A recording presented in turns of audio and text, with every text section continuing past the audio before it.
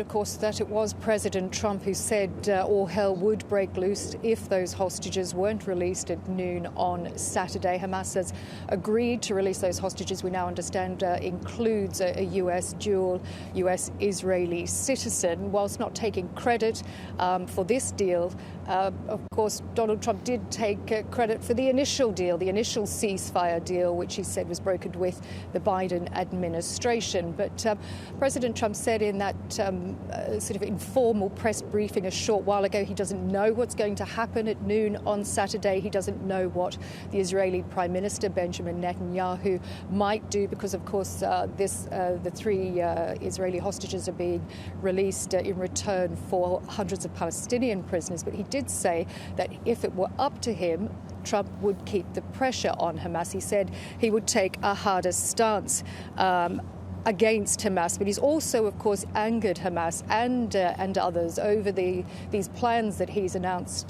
potentially for the US to take over the Gaza Strip under the guise of rebuilding it. He had a very awkward meeting with King Abdullah of Jordan earlier this week at the White House, which Jordan didn't directly rebuff the president at the time, but he said later on X that essentially Jordan and other Arab countries do not agree with the plan, that Jordan would take sick and injured Palestinian children, but that essentially the future for Gaza lies in rebuilding it and in addressing the dire humanitarian situation.